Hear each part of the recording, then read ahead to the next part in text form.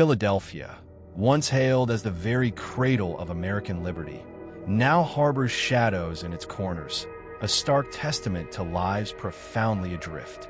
Venture into the heart of Kensington Avenue, and you will witness a heartbreaking tableau. Men and women sprawled on the unforgiving sidewalks, visibly ensnared in the relentless grip of chronic substance abuse and the crushing weight of homelessness. The very air seems thick with a palpable miasma of decay and utter despair. This is Zombie City, America's hidden shame laid bare, the grim, undeniable face of a humanitarian catastrophe. Here, the streets that once echoed with the fervent declarations of national independence now serve as a chilling reminder of what happens when a nation, collectively, turns its back on its most vulnerable citizens. The question hangs heavy, laden with moral weight. How did the city that birthed American freedom become the very place where so many have tragically lost their own? Today, Kensington, Philadelphia, stands as ground zero in one of the nation's most glaring humanitarian emergencies. The city is home to an estimated 5,400 homeless individuals. While that number might seem dwarfed when compared to sprawling metropolises like New York or Los Angeles, the sheer concentration of human suffering and the alarming collapse of public health infrastructure in Kensington make it impossible to ignore. As one soul, weathered and worn, living precariously beneath a bridge poignantly recounts, the environment is one of unrelenting vulnerability. People steal from each other without a second thought. People use each other like disposable objects. They live in conditions that are disgustingly unsanitary. It's just too much to bear. The devastating convergence of substance use disorder and homelessness transforms sidewalks into makeshift shelters, fragile and exposed, and alleyways into silent graveyards of forgotten dreams. In the year 2024 alone, Philadelphia tragically recorded over 1,200 overdose fatalities, with a heartbreaking concentration of those deaths centered right here in Kensington, solidifying its grim status as one of the deadliest open-air drug scenes in the United States. Walking through this neighborhood feels like stepping through a portal into a bleak, alternative reality. Beneath the constant rumble and screech of the elevated train tracks, a sprawling tent city stretches out in long, uneven lines. People huddle together, seeking solace and warmth under tattered blankets.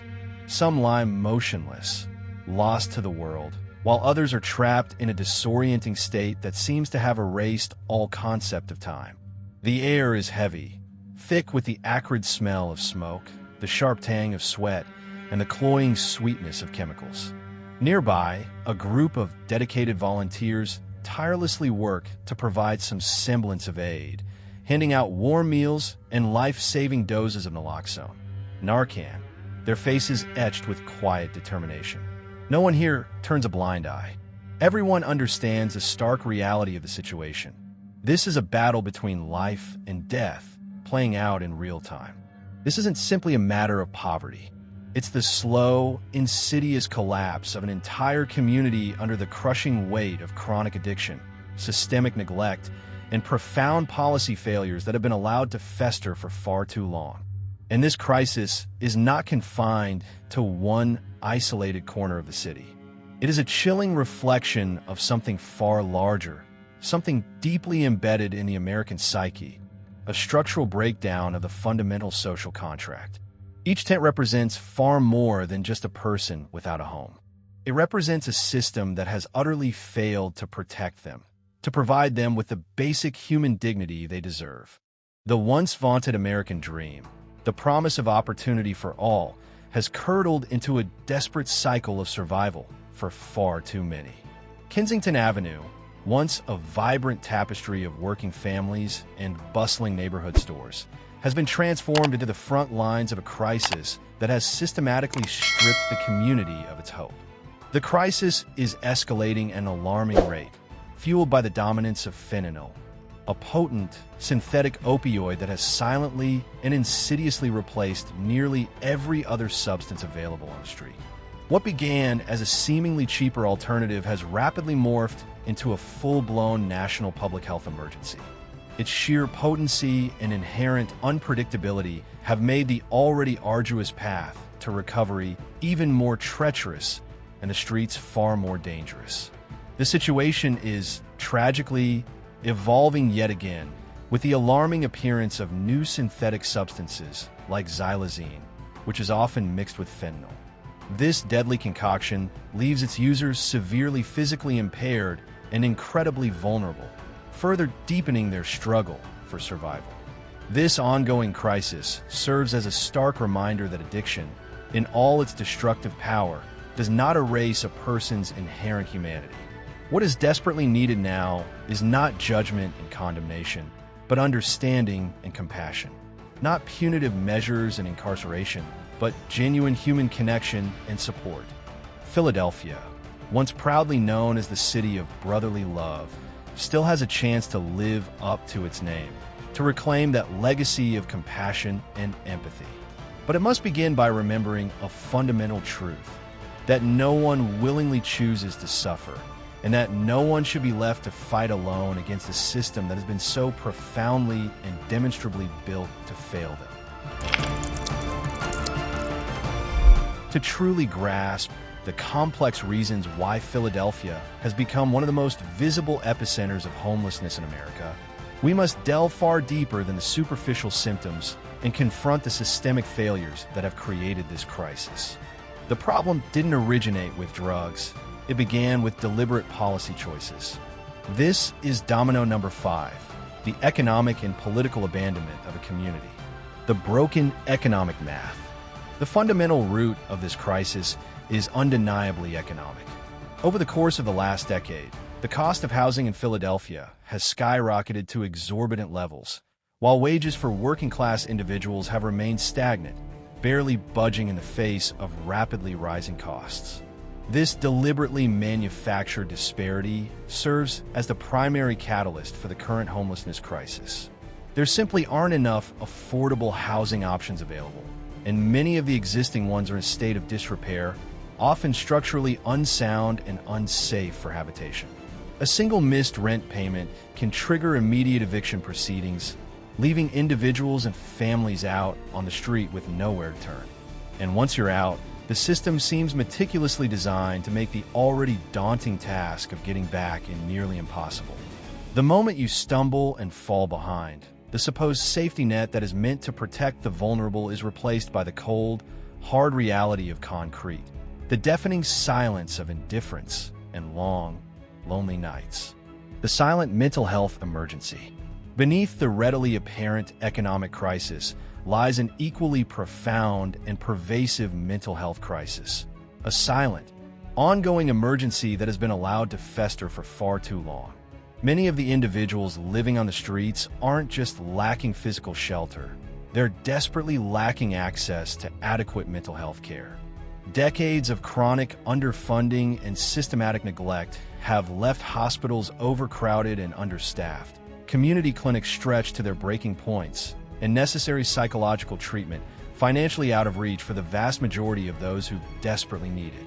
Those suffering from severe depression, debilitating anxiety, complex traumas stemming from past abuse, or chronic conditions like schizophrenia are often left to fend for themselves, navigating the complexities of their mental illness without any professional guidance or support. When they do manage to seek help, they are often met with locked doors, insurmountable bureaucratic hurdles, or, even more tragically, criminal charges that further exacerbate their situation. In far too many instances across Philadelphia, chronic mental illness is treated more like a criminal offense than a legitimate medical condition requiring compassionate care and evidence-based treatment. The legacy of punitive policies. The roots of the addiction crisis run even deeper, tracing back to decades of harsh, punitive drug policies that prioritize punishment and incarceration over healing and rehabilitation. Entire neighborhoods in Kensington were systematically torn apart by the ravages of mass incarceration and the cyclical nature of generational poverty. Families were irrevocably broken, leaving gaping holes in the social fabric of the community. Children grew up without proper guidance, without positive role models, and without stable community structures to support them. Hope slowly and inexorably disappeared as the failed war on drugs did nothing to stop addiction, and instead violently multiplied despair, fueled social trauma, and further marginalized already vulnerable populations. While this systematic abandonment was unfolding, the very face of the city began to undergo a dramatic transformation. Developers heralded it as revitalization, a necessary step towards progress and prosperity. But for those who were already struggling to make ends meet, it felt far more like being deliberately erased, pushed out, and forgotten. Old, affordable homes were demolished and replaced by high-end luxury apartments, catering to a wealthier clientele. Property taxes climbed relentlessly, placing an unbearable burden on longtime residents. The very people who had been the social anchors of these communities, the ones who had built them from the ground up, were systematically pushed out of the neighborhoods they had called home for generations. The promise of renewal and progress became yet another insidious form of displacement, leaving a trail of broken lives in its wake. Behind it all lies an economic system that no longer adequately protects its workers, that prioritizes profit over people. The factories and stable manufacturing jobs that once powered communities like Kensington, providing a sense of purpose and a pathway to economic security, are long gone, replaced by unstable, low-wage service jobs that offer little in the way of upward mobility. When opportunity disappeared, despair inevitably filled the vacant space it left behind, creating a fertile breeding ground for addiction and other forms of self-destructive behavior. Addiction, therefore, was not the genesis of this crisis. It was the inevitable, tragic symptom of a much deeper societal wound, a gaping chasm of neglect and indifference. Despite countless promises made by politicians and a litany of policies enacted with great fanfare, the problem has only continued to morph and mutate, revealing the fundamental structural failures of traditional intervention methods. This is domino number 4, the crisis of fragmentation and feudal reaction, the shortcomings of the system. Take a walk down Kensington Avenue today, and it will become painfully clear that the underlying problem has not been solved. The city seems trapped in an endless, frustrating loop of reaction rather than genuine resolution.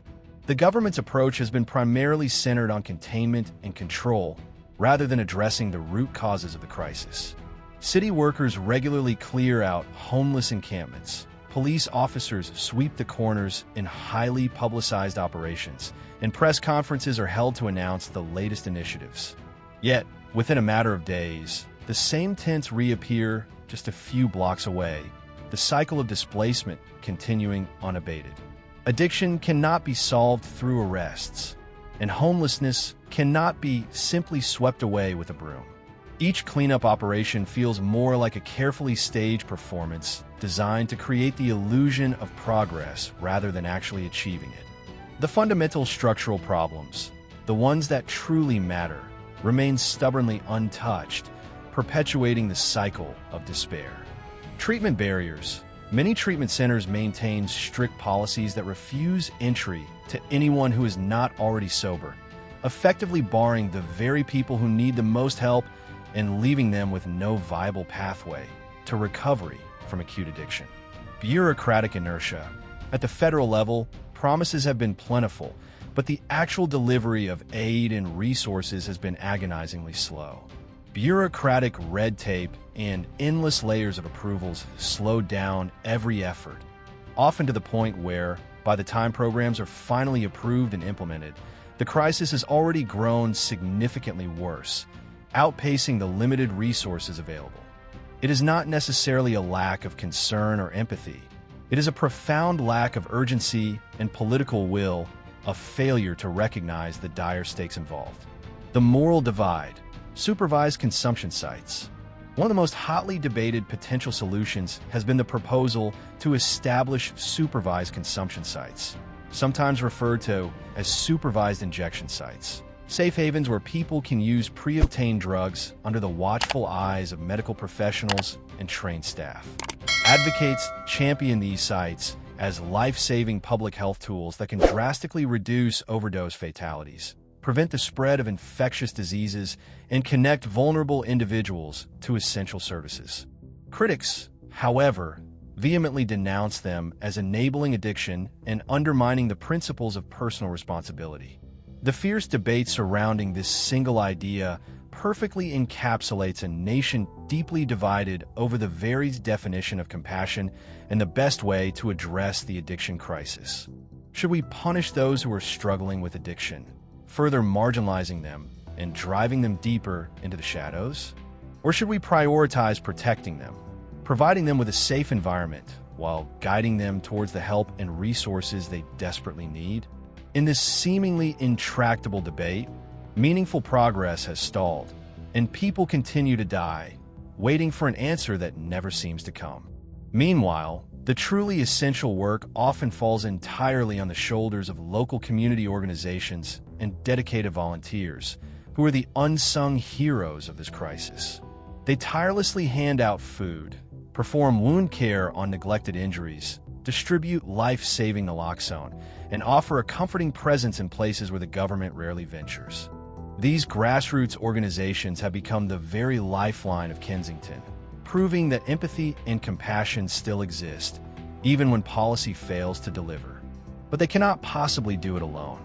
Without comprehensive systemic support, stable housing options, fully funded comprehensive treatment centers, and easily accessible mental health care, their heroic efforts are akin to trying to stop a raging flood with nothing but their bare hands. The human cost of neglect.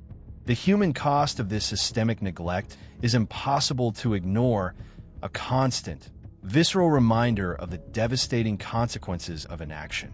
On Kensington Avenue, one witnesses mothers desperately trying to shield their innocent children from the harsh realities of the streets, veterans haunted by the lingering trauma of war, young people tragically abandoned by their families after coming out as LGBTQ+, older adults who should be enjoying a well-deserved retirement, but are instead forced to carry everything they own in a single, worn-out backpack.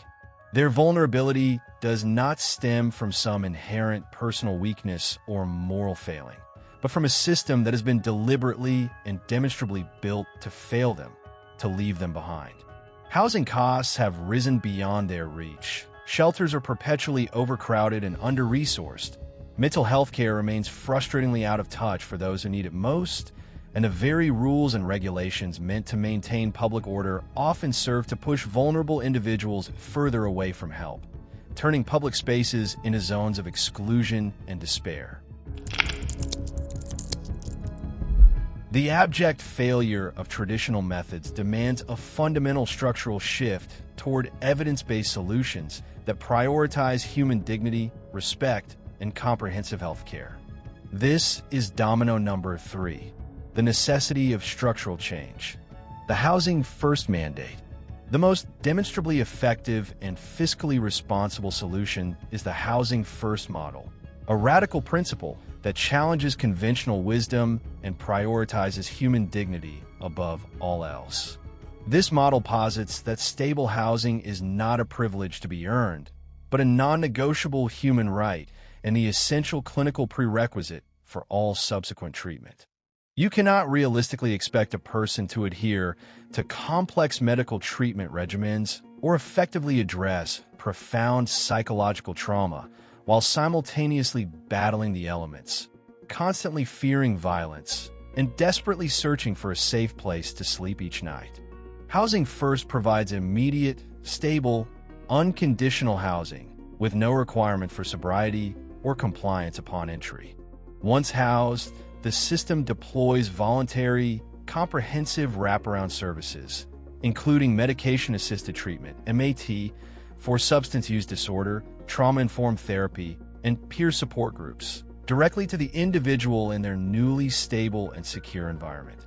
This approach has been consistently proven to be far more cost-effective than cycling individuals through arrests, emergency room visits, and short-term stays in overcrowded shelters. The peer model and harm reduction. What can truly save lives now is not judgment, condemnation, and punitive measures, but understanding, compassion, and genuine human connection. This leads to the fundamental necessity of peer-led outreach programs and the adoption of harm reduction principles. Harm reduction acknowledges the reality that the immediate goal must be to keep the individual alive, as safe as possible, and connected to services, even if they are still actively using substances. Trained volunteers hand out naloxone to reverse potentially fatal overdoses and distribute clean supplies to reduce the spread of infectious diseases, not to enable or condone drug use, but to recognize the basic medical necessity of keeping a patient breathing and alive until they are ready to actively choose recovery. Peer outreach teams, comprised of individuals with lived experience of homelessness and addiction, bring an invaluable element of trust and credibility to the equation. They are able to bypass the automatic suspicion and distrust that authority figures often trigger, effectively linking isolated individuals back into the clinical system. They function as de facto trauma therapists, case managers, and navigators, all rolled into one credible and relatable voice. The end of exclusion, real and lasting change, will only come when we, as a society, stop accepting despair as an inevitable destiny, when we refuse to simply write off entire segments of our population as somehow unworthy of our help and compassion. The solution is not merely chemical or medical, it is fundamentally societal. The people who are most profoundly affected by this crisis are often the very ones that society has systematically forgotten, marginalized, and excluded: those without steady jobs, affordable health care, or stable family support networks. We must radically reform the system to end the cycle of exclusion. Massive investment in mental health care, years of chronic underfunding and neglect must be reversed, making comprehensive and accessible mental health treatment available immediately, not after a 6-month waiting list. Structural housing solutions. The city must prioritize the construction of permanent supportive housing, PSH, units and social housing units over the continued proliferation of luxury apartments that cater to the wealthy elite. End criminalization. Mental illness and substance use disorder must be treated as public health conditions requiring compassionate medical intervention, not as criminal acts deserving of incarceration. The abject collapse we are witnessing on Kensington Avenue is the inevitable result of profound inequality, chronic mental illness, and systematic neglect converging in one concentrated location. The crisis is not merely a tragedy. It's a damning reflection of who we have become as a society, a stark indictment of our priorities and our values. The question is no longer just how this happened, but why we allowed it to happen, why we stood by and watched as an entire community was systematically destroyed. The true cause of this crisis isn't simply fentanyl or poverty alone. It's indifference, the quiet decision to look away, to accept suffering as normal, to convince ourselves that some lives simply matter less than others. And that is perhaps the hardest truth of all to confront. For years, politicians and community leaders have made countless promises to fix Philadelphia's homelessness and addiction crisis. But when you walk through Kensington Avenue today, it's painfully clear that the problem hasn't gone away. It's only deepened, festered, and spread like a malignant tumor. Despite dozens of well-intentioned programs, countless meetings, and a steady stream of press releases announcing new initiatives, the city seems hopelessly trapped in an endless loop of reaction rather than genuine resolution. The government's primary approach has been more about maintaining control and managing the crisis than addressing the underlying causes. City workers routinely clear out encampments. Police officers sweep the corners in highly publicized raids. Yet within days, the same tents reappear, the cycle of displacement continuing unabated. Addiction cannot be solved through arrests and incarceration, and homelessness cannot be simply swept away with a broom. Each cleanup operation feels more like a carefully staged performance, meant to create the illusion of progress rather than actually achieving it. Behind the scenes, the same structural problems remain stubbornly untouched, perpetuating the cycle of despair.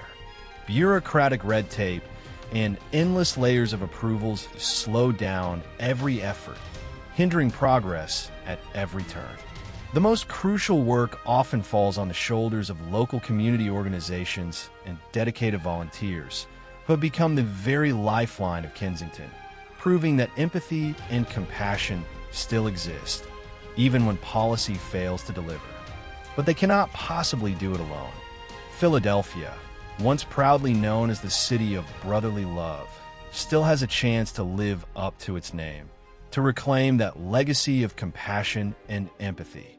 But it must begin by remembering a fundamental truth, that no one willingly chooses to suffer, and that no one should be left to fight alone against a system that has been so profoundly and demonstrably built to fail them. When people look at the streets of Kensington, they often focus on addiction and bad choices, conveniently ignoring the larger societal forces at play. But that's only the surface, a superficial understanding of a deeply complex problem. To truly understand, we must look deeper, far beyond the readily apparent symptoms, and confront the systemic failures that have created this crisis. A system designed to forget you the moment you stumble and fall behind, to leave you to fend for yourself in a world that has become increasingly indifferent to human suffering. The final question is not what will happen to Kensington, whether it will ever be able to recover from the devastation it has endured.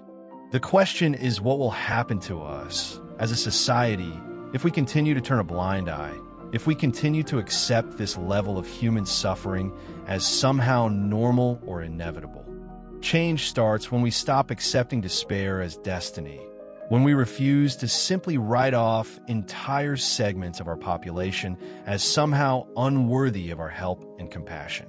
When we stop passively saying that someone should do something and finally realize that we are that someone, that we all have a role to play in creating a more just and equitable society. If we still truly believe in freedom, in justice, in the inherent value of every human life, then it's time to start acting like it, to translate our beliefs into meaningful action. Not tomorrow, not someday in the distant future, but now, in this very moment.